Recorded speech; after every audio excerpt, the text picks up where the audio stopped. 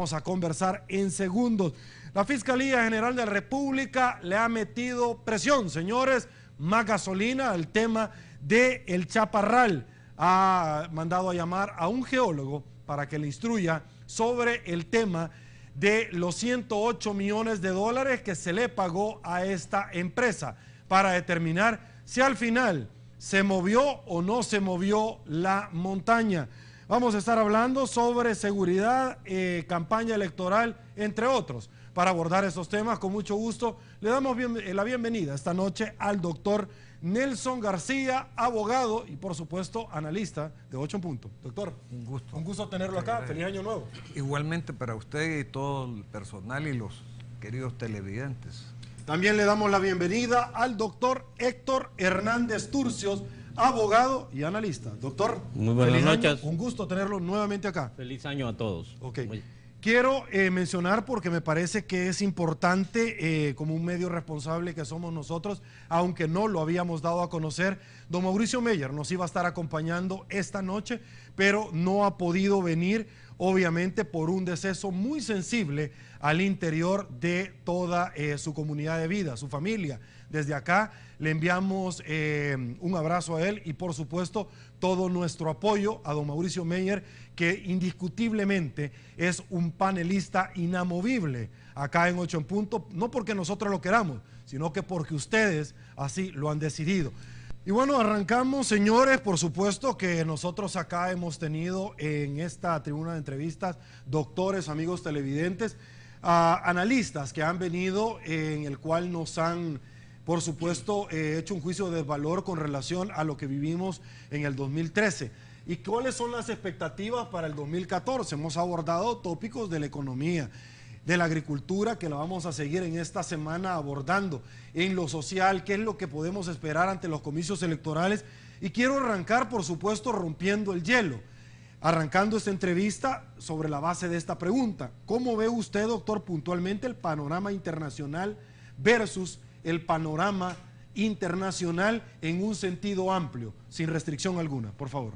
Bueno, indudablemente el 2014 es un año convulsivo y complejo, tanto internacionalmente como nacionalmente y regionalmente, sumamente grave. En primer lugar, Centroamérica está entre dos países, que es Venezuela y es México.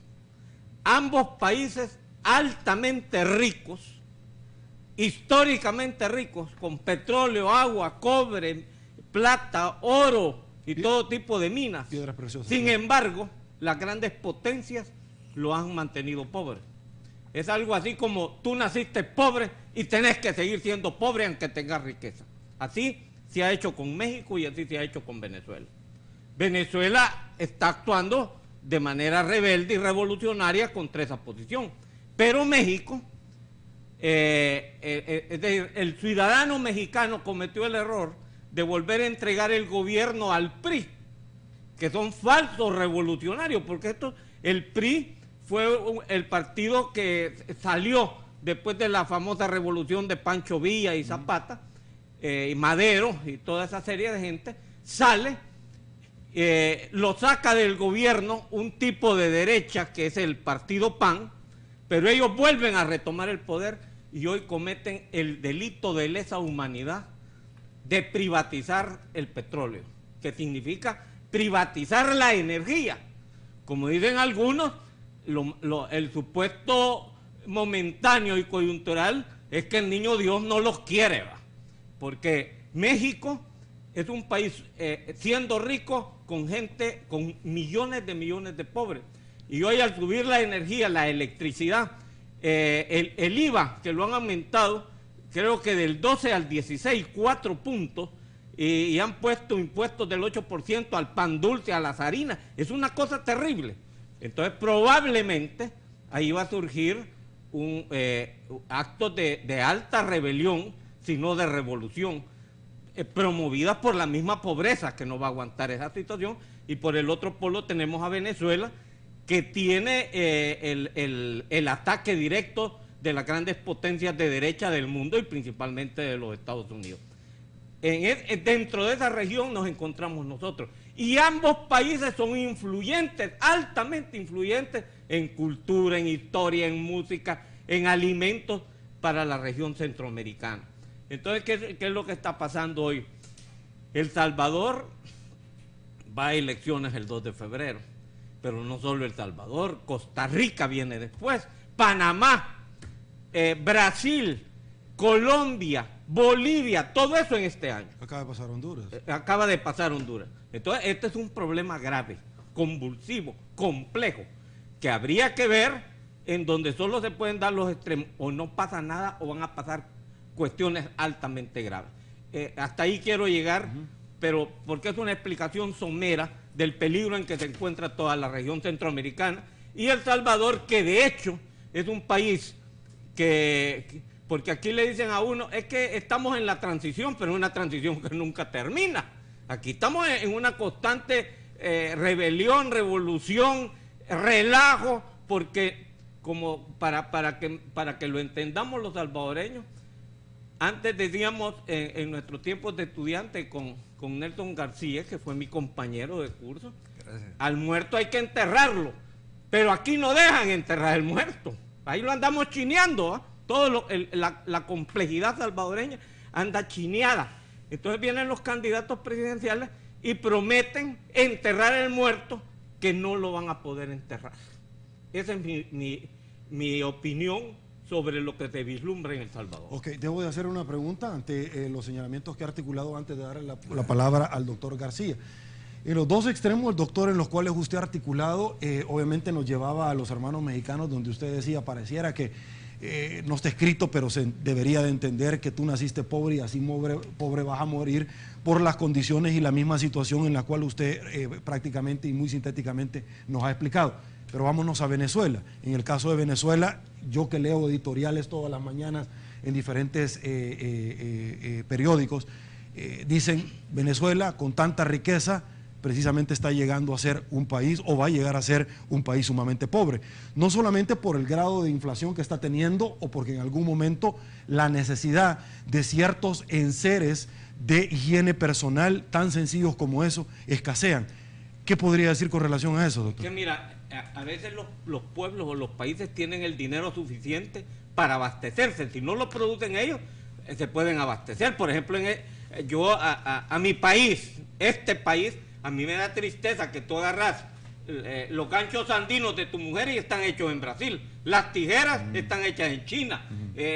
Las grapas están hechas en Taiwán. O sea, no hacemos nada. Pero nosotros tenemos un problema, no producimos y no tenemos riquezas de ese tipo, más que la riqueza humana, que es grande, pero no la tenemos preparada para el mundo moderno.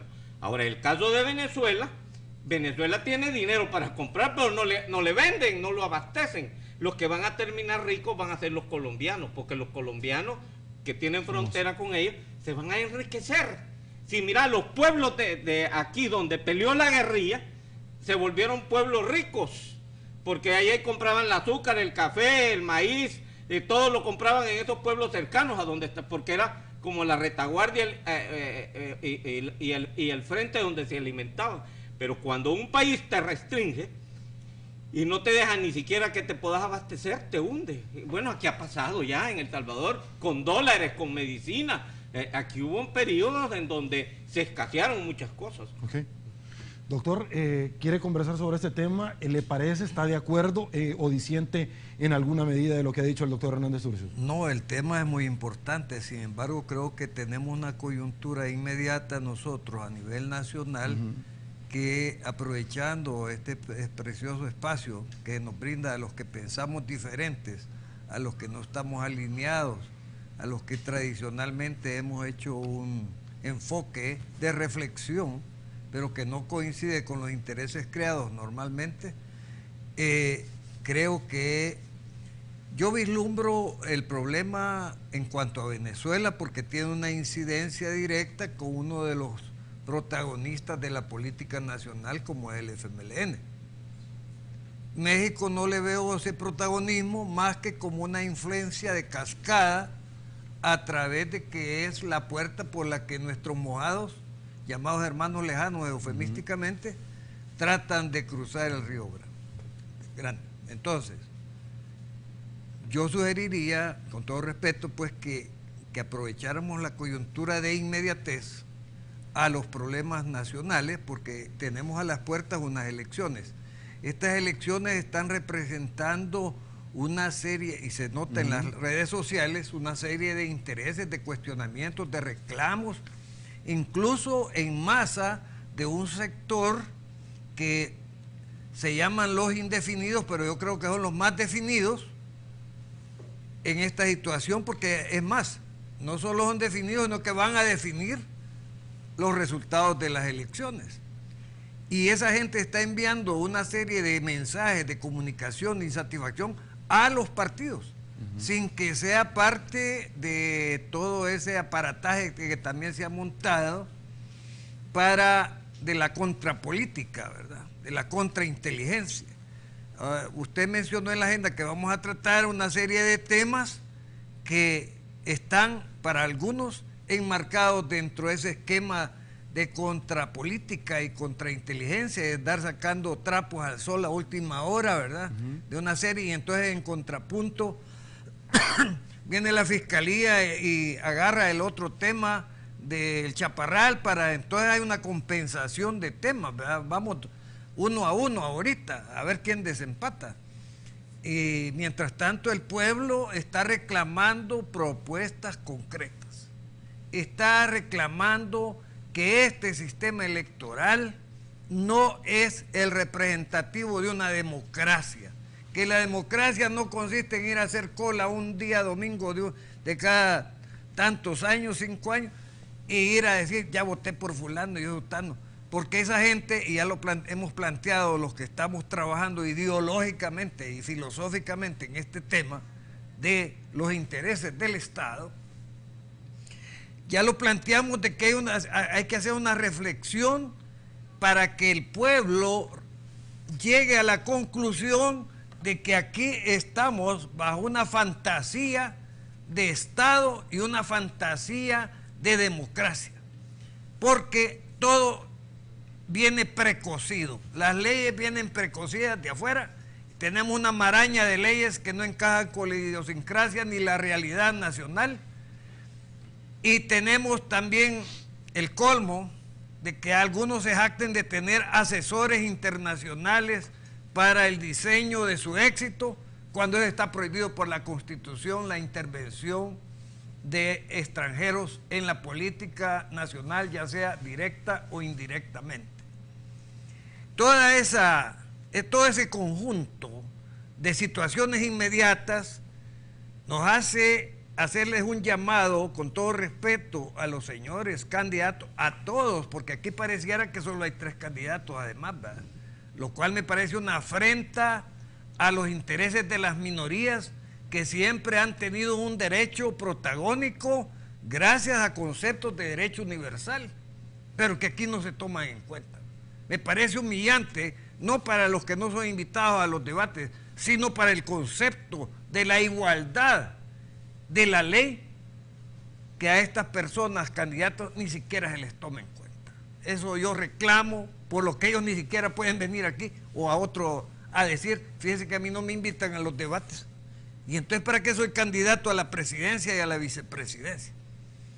Y eso, en lugar de hacerles daño, entre paréntesis, hay una percepción de que les está favoreciendo, precisamente porque la naturaleza humana, la psicología humana se inclina por el débil, se inclina por el humillado. Otro de los temas que me parece que ha sido un reclamo de la sociedad civil es que no siente una inspiración en los planteamientos que le hacen los señores y señoras candidatas.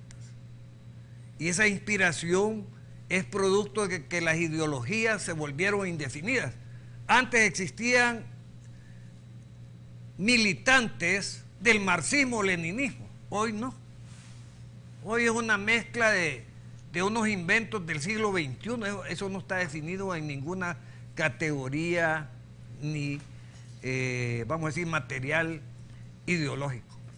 Antes existía la democracia cristiana y entonces los que existían en un pensamiento del socialismo cristiano, pues sentían que hacia eso iba ese partido, a instaurar lo predicado primero por el Cristo y después por los diseños de las famosas encíclicas papales, la Rerum Novarum, Quadragésimo Anno. Todo eso era una fuente de alimentación ideológica.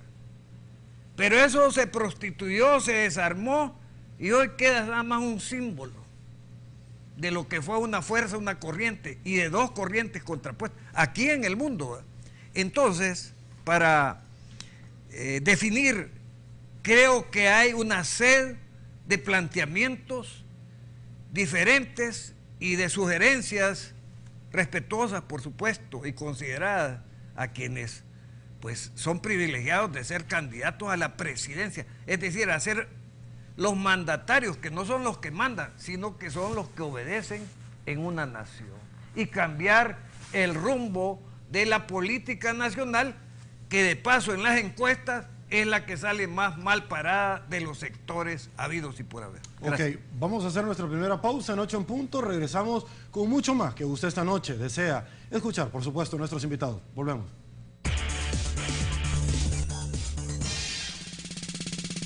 Estamos de regreso y bueno, en esta oportunidad vamos a empezar a abordar un tema que ya lo habíamos adelantado desde un inicio, y es que el día de mañana van a acudir ante la Asamblea Legislativa tanto el expresidente del COENA, don Antonio Salaverría, que va a declarar el día de mañana sobre los supuestos, porque hay que decirlo claramente, hasta este momento no se ha determinado la existencia o la preexistencia, como decimos los abogados, de esos 10 millones de dólares. Le retraigo las palabras que articuló el presidente de la Asamblea Legislativa, Sigfrido Reyes, porque también va a comparecer por segunda ocasión en dos comisiones diferentes el expresidente Francisco Flores. La primera vez lo hizo sobre el caso Selenel, ahora va a acudir sobre los 10 millones de dólares. Textualmente, todo lo que él pueda vertir en torno a este caso tan bochornoso para el país, y al final de cuentas, si hubo esa donación, si existieron esos 10 millones, pues lo conveniente, lo justo, es que el país lo recupere, según las palabras del presidente de este órgano del Estado. Doctor García, ¿qué opinión le merece a usted que en este momento se esté llamando al presidente o expresidente Flores por segunda ocasión consecutiva? Más aún, para los abogados no debe de extrañarnos que estas comisiones que investigan este tipo de tópicos ya fue declarada inconstitucional por parte de la Sala de lo Constitucional de la Corte Suprema de Justicia. Sí, pero descubrir la verdad nunca puede ser declarado inconstitucional. Pero se llega a la verdad, doctor, en estas comisiones. Bueno, fíjese que todo esto tiene una singularidad. Primero, que nunca se había dado esa situación de citar gobernantes o exgobernantes para tratar temas que están cuestionados. Eso es positivo.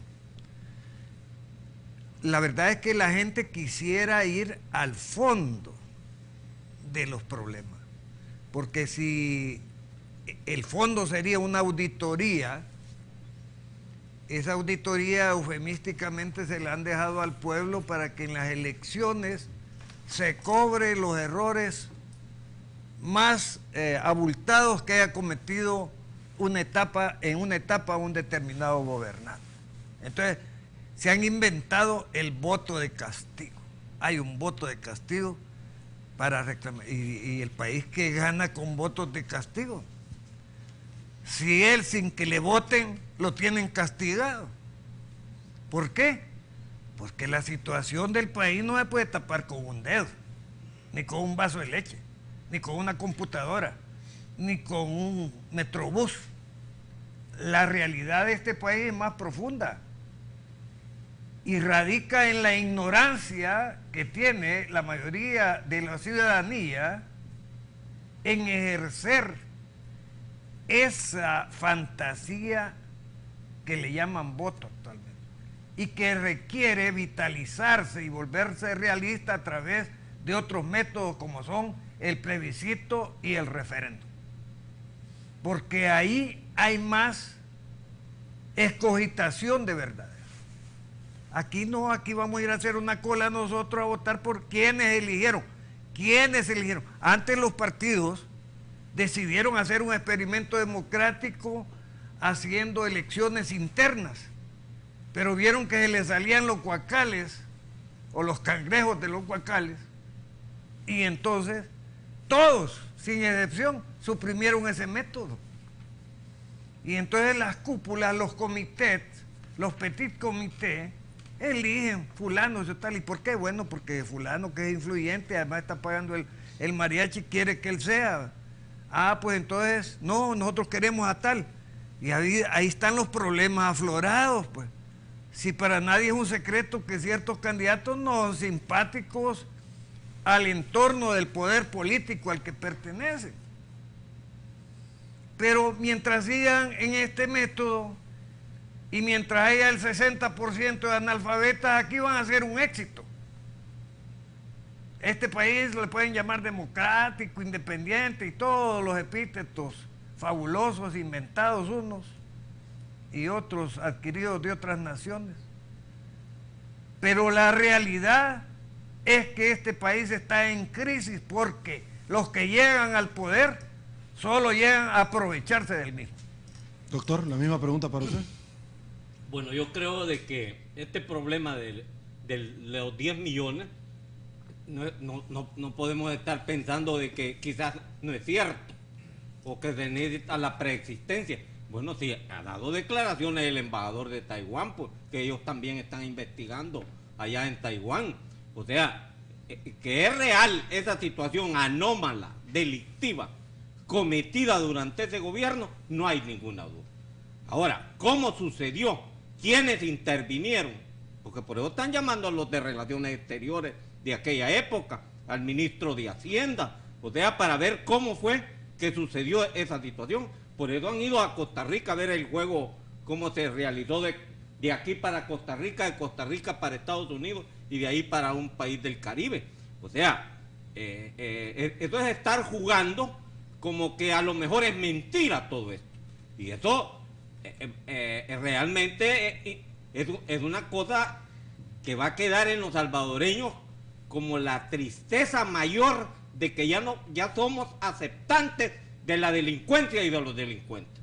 O sea, eso no puede ser, sea quien sea, pero tienen que investigar para llegar a la verdad de los hechos.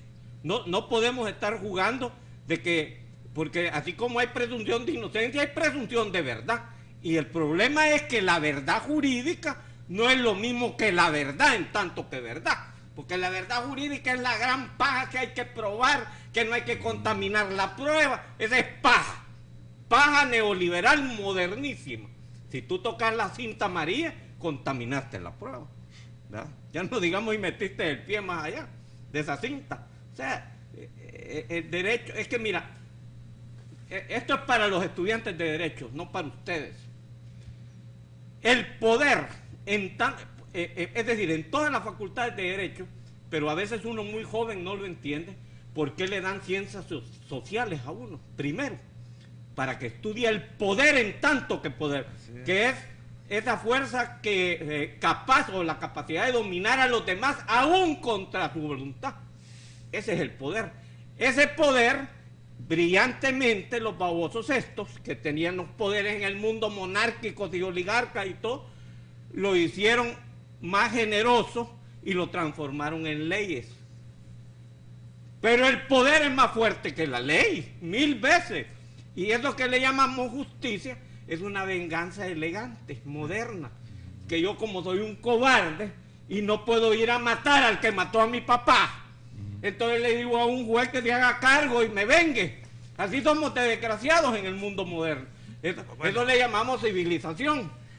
Bueno, ¿Me entiendes? Eso es una forma de llamarle civilización. Yo no lo veo así. Porque yo te voy a decir una cosa. Esto se lo digo al pueblo como pueblo judío, cristiano o musulmán. Los judíos en Nehemías, que todos lo conocemos, mientras estaban construyendo estaban armados porque los podían atacar. Quien rece un Padre Nuestro tiene que luchar también, si no, no vale el Padre Nuestro. Los que les guste el Ave María, luchen y recen el Ave María. Y los y los cristianos evangélicos tienen que luchar y orar. Y nosotros los musulmanes tenemos todavía una expresión mejor, porque Mahoma nos dijo, miren, si se ponen todos a rezar, los van a matar a todos, los van a quebrar. Unos peleen y otros recen, para que nos entendamos. ¿Verdad? Y después arreglamos como aquellos, mientras otros van a rezar, otros luchan. Así es la vida. Organicémonos. Organicémonos. Esa es la vida real. Hay que luchar. En el transcurso del descanso, comentábamos con Nelson y contigo, de que la juventud actual no debe esperar nada de estos políticos. ¿Qué puede esperar de ellos? ¿Ah? Un vaso de leche. No, hombre, ser demasiado miserable. Un vaso de leche, ¿qué te va a hacer? Viene el otro candidato y dice, yo le voy a dar desayuno completo. No, hombre, ¿ah? Solemne mentiroso. Sí, mira, cuando nosotros éramos jóvenes con Nelson, tú quizás no habías nacido, no había. Ya estábamos en la universidad cuando surge la Alianza para el Progreso. Sí. Por el temor que daba la ideología y sobre todo el liderazgo que tenía Fidel Castro y el Che Guevara, y por el otro lado el gran liderazgo de John F. Kennedy en los Estados Unidos, se inventó Kennedy para apaciguar aquellos ánimos, traer alimentos que se llamaban alimentos de la Alianza para el Progreso. Y los cuerpos de paz. Lo traían los cuerpos de paz. Seguramente eran de la CIA y toda esa serie de movimientos, pero como vienen bien vestidos de blanco y de corbata, uno los ve que no son muy fregados, pero andan de la CIA. Entonces vienen estos tipos de los cuerpos de paz y daban alimentos, era famoso, pero ese sí era un alimento completo, aseado, higiénico. Estos de aquí, no, hombre, si no hay ni agua para lavar las ollas, ¿cómo va el candidato de Arena a prometer un desayuno completo si no hay agua en las escuelas? O sea, no, estamos jugando con la gente. No podemos seguir siendo así. Tenemos que ser más realistas. Ahora, este problema de los 10 millones, para volver a caer en este punto, es una realidad. Si lo que falta es que tengamos el valor de darle más valor a la ley que al poder. Porque yo no voy a negar que Francisco Flores no tiene poder pues. ¿Cómo no va a tener? Si pertenece a una asociación ultraderechista de los Estados Unidos, tiene poder, y el poder de él hay que verlo en relación a las leyes salvadoreñas. A lo mejor los jueces miedo les da, ¿verdad? Porque cuando dice, por ejemplo, Joaquín Villalobos, se sentó el señor Solván con otros, eso es bastante. Lo que había que ver cómo la juez temblaba, ¿verdad? ¿Qué miedos tenía? ¿Quién la defendía? Porque yo te voy a decir, el neoliberalismo se inventó una cuestión clave para que no tocaran al poder. Uno fue conciliar los delitos. ¿Tú te acuerdas? Todo se podía conciliar. Sí. Ellos tienen dinero para conciliar, pagan y se terminó el delito. El pobre tiene que ir a la cárcel, igual que en Estados Unidos. En Estados Unidos, quien puede dar una fianza de $1 millón, le puede pagar su delito. Pero el que no tiene $1 millón tiene que ir a la cárcel. Entonces, aquí en El Salvador se otorgó darle independencia a los jueces. Al darles independencia, eso pareció elegante, grande y desarrollado, pero no es así. Porque el juez solo, frente a ese poder, es un ser débil, desprotegido, que dice, ¿y qué hago frente a estos que tengo aquí? O sea, esto es una cosa grave, no es una cosa así nomás, y eso lo deben entender los que estudian derecho, o los que son abogados jóvenes, de que hasta que la ley no esté encima del poder, y hasta que la justicia la entendamos de otra manera, se van a poder hacer bien las cosas. Ok, tengo que ir a una pausa, volvemos con más. Estamos de regreso, doctores, amigos televidentes. Hay un tema que es importante que lo abordemos porque la Fiscalía General de la República ha decidido meterle mano, doctor García, inicio con usted, al tema del Chaparral.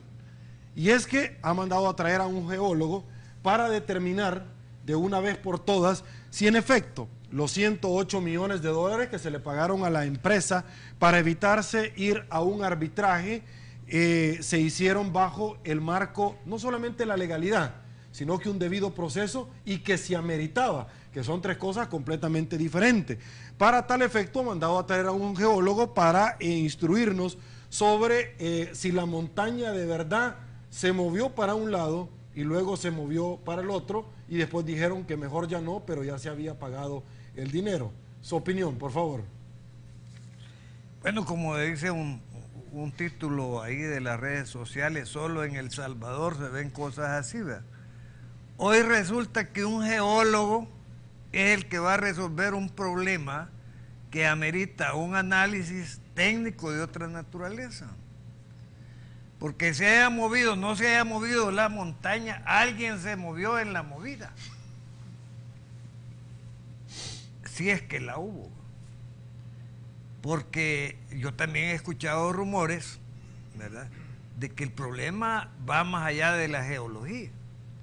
Que se hizo un plan de hacer una obra mega, pero que los parámetros bajo los que se concedió el trabajo no estaban basadas en la realidad y que por lo tanto iban a llegar a un punto coyuntural en que o se le financiaba más a esa empresa o ella iba a abandonar el cargo, que es justamente lo que está pasando en Panamá ahorita con una empresa italiana también, por cierto. El gobierno de Panamá ha dejado en un símil, en un paralelismo a este tema, les ha dicho que no les va a pagar más porque hoy es el doble de lo que se había proyectado y concursado. Y me huele por los espaguetis que tiene ambos temas,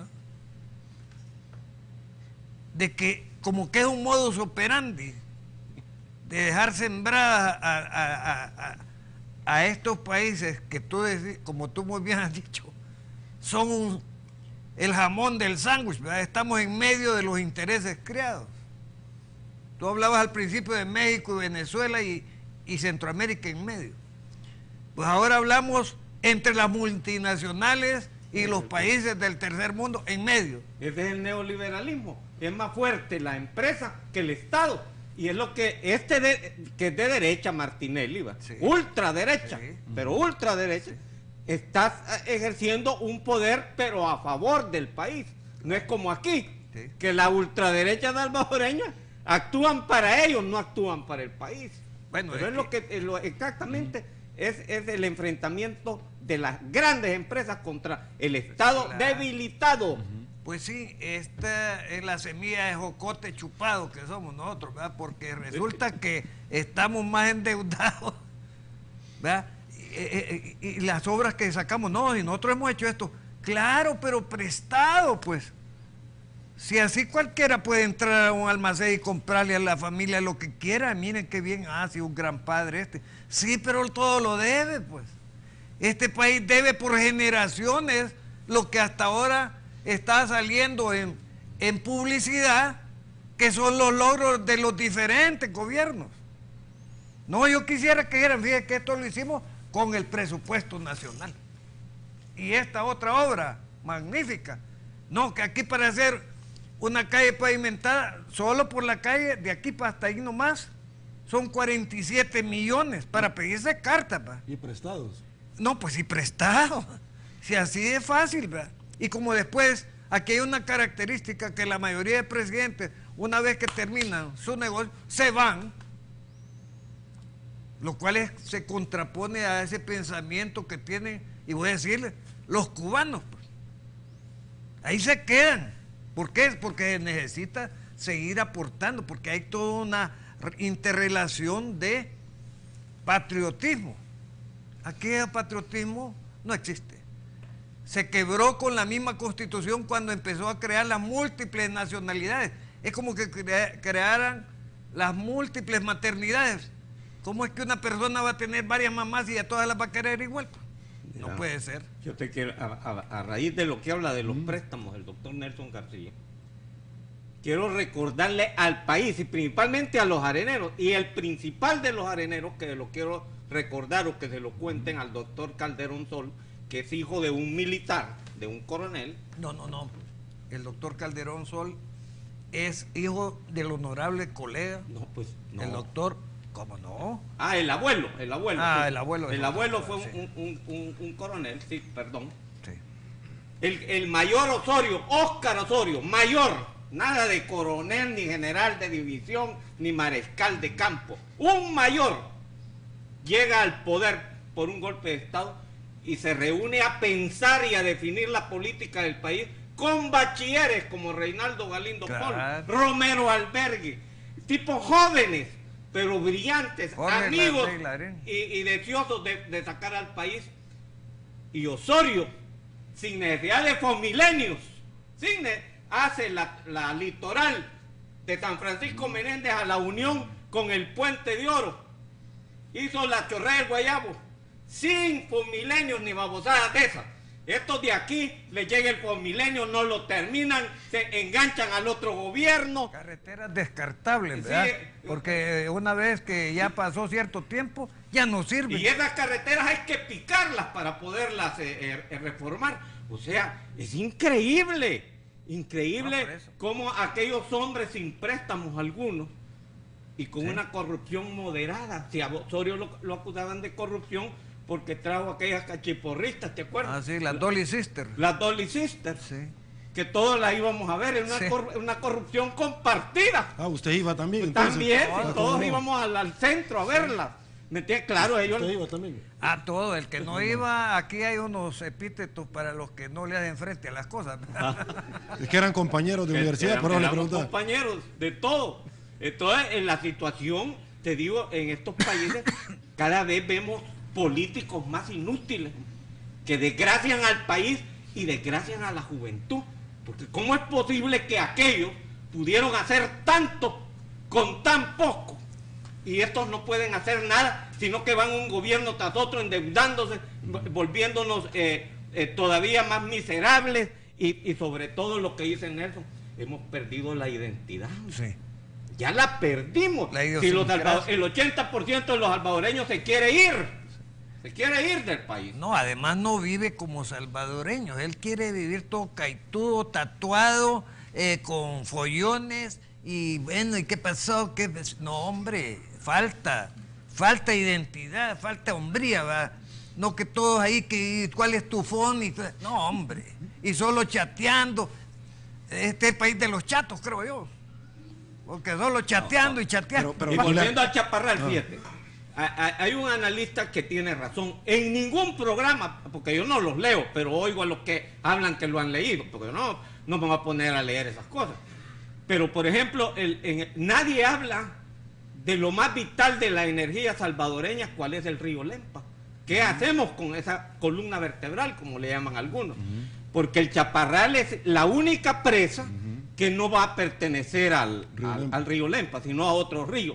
Entonces, se debería de hablar de eso. Por otro lado, ayer yo oí un debate, eso yo lo oí, en donde dice, no, es que hay que hacer un plan de nación en donde nos reunamos todos para salvar al país. ¡No! Aquí el que gane, ese plan hay que realizar. Claro, por educación hay que llamar a unos cuantos a que digan qué es lo que no te gusta. Pero el que ganó, ese plan es el del hombre. Si gana el FMLN, ese plan se debe realizar, pero se debe realizar tal como está. Al pie de la letra, porque eso al fue lo pie de aprobado. la letra, porque esa es la promesa. Pero mire, doctor, yo le hago una pregunta y lo hablábamos nosotros en comerciales. ¿Cómo se saca esta clase política? Usted ha sido un símil entre una cantina y la clase política. No, es que mire, aquí hay ejemplos objetivos, ¿verdad? Yo creo que es más fácil sacar a un bolo de una cantina que sacar a aquellos que creen que la política es un gran negocio, además heredado por legítimo derecho. Pregúntele a cualquier sacabolos cómo es de difícil agarrar a una persona que se aguada, que se regresa, que la echa usted un rato, pero al rato ya está dentro, ¿verdad? Otra vez. Pues es símil, con todo respeto para los bolos, es el que encaja aquí. Por eso es que creo que este es coyuntural. Es la única oportunidad cada 5 años o cada 3 en que los políticos toman en cuenta de verdad al pueblo salvadoreño. ¿Por qué? Porque hay que entusiasmarlo primero para que vayan a votar, porque cada voto que van a dar, bueno o malo, no importa, representa una cantidad para ellos en la deuda política. Es decir, que el salvadoreño paga a través del Estado por ejercer el derecho a votar. Entonces, tenemos que votar. Ponerse en contra de eso es como que yo me pusiera en contra de las rebajas de los comerciantes y les empezara a analizar, me declaran enemigo público número 1, ¿verdad?, del comercio. Pues así son las ofertas electorales. No tienen análisis, a todo el mundo a ofrecerles esto y de todo, y les he ofrecido un puente, pero no tienen puente, pues ofrecerles el río también, hombre, y ahí van. Entonces, el punto es que a estos niveles del siglo XXI no hay suficiente cohesión, solo hay se percibe una corriente social que está harta de este sistema y que los señores políticos no toman en cuenta esas posiciones en tanto está en el desarrollo de sus funciones tradicionales. Tú ya dijiste algo que lo dijo León Duguit, un tratadista de teoría del Estado francés, que dijo: el Estado es una abstracción, la realidad son los gobernantes, es decir, los individuos que detentan el poder de mando. Ese es el Estado. León Duguit, en la clase que nos dio, que en vida fuera el doctor Enrique Silva, en el cursillo de introducción al estudio del derecho. Entonces, si esa es la realidad, ¿por qué hemos vuelto sacrosanto el Estado? Porque es la trinchera donde están metidos los intereses de los que ejercen el poder de mando. Y cualquier variación no les conviene. Ok. Una variación es que tenemos que ir a una pausa comercial en 8 en punto. Al regresar, compartimos con todos ustedes Participación Ciudadana. Acá, volvemos. Estamos de regreso, muchísimas gracias a su preferencia. Vamos a dar paso a la participación ciudadana. Para eso saludo a mi productora, Georgina García. Buenas noches, Georgina. Buenas noches, Sergio. Buenas noches a nuestros invitados y también a nuestra audiencia. Por acá Leo dice, pregúntele al doctor Turcios qué apreciación tiene del asesor de los candidatos de Arena, Rendón. Gracias, buenas noches. Dice también por acá, Emilio Monterrey dice que la democracia es imperfecta desde el momento que la gente vota por cualquiera y por cualquier cosa. La educación es fundamental. Rafael Mengíbar, los partidos minoritarios representan lo que las mayorías de ciudadanos no pueden expresar. Danilo Alvarado, también el financiamiento de partidos con fondos públicos y de países extranjeros, pero allí todo bien, dice. Let There dice, creen ciertas las promesas de Arena que acabarán con las maras, ¿será posible? ¿Es por la falta de propuestas o desesperación? Elmer Castro dice, los medios de comunicación no tienen la obligación de ser democráticos, el sistema político sí. Eduardo Cader, no le escuché nada de Polistepeque en su momento, doctor, o de los brasileños actuales. ¿Cuánta razón? Dice Juanjo Erazo. Emilio Monterrey, totalmente de acuerdo con el doctor Nelson, para que haya mejora en la calidad de nuestra democracia, falta la figura del referéndum. Azul Celeste, tienen razón, dice, no deberían ignorar a los demás candidatos. Emilio Monterrey dice, así como dice el señor Turcios, el que gane tiene todo el derecho de implementar su propio plan y que saque a los bolos del poder, dice Peter Dumas. Pregunta si don Héctor tiene cuenta de Twitter. Hay mucha participación esta noche, pero por cuestión de tiempo vamos a llegar hasta acá. Muchísimas gracias, Georgina, muchísimas gracias a usted, doctor. Hay una pregunta puntualmente para su persona.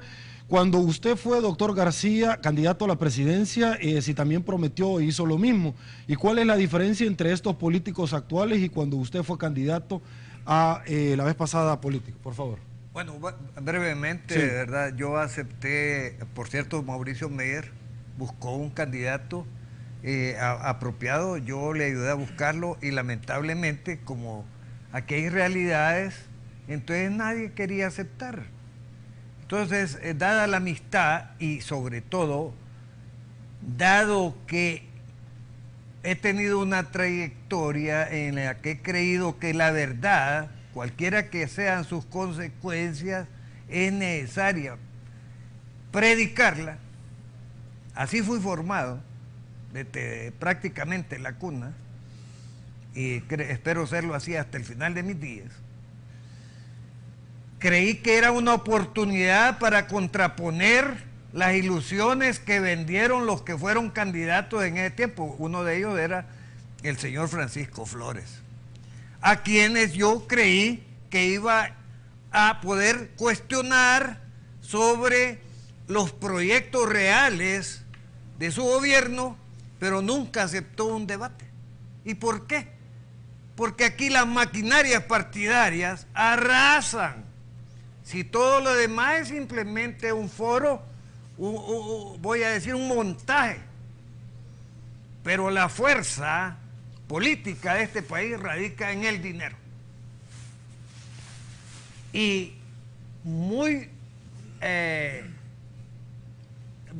a lo lejos, podría decir, la creación de una mística, pero esa mística necesita gente que esté educada, como ya lo dijeron los queridos televidentes. Magnífico. Doctor, sus impresiones. Bueno, me hicieron una pregunta sobre... ¿Cuál es su Twitter? No tengo. ¿No tiene? No tengo. Peter Duma no tiene el doctor. Sí. Lo busque. No lo uso, Okay. ni tengo. Bueno. Pero me hacían una pregunta sobre el asesor que tiene Arena, supuestamente. JJ Rendón, sí. JJ Rendón.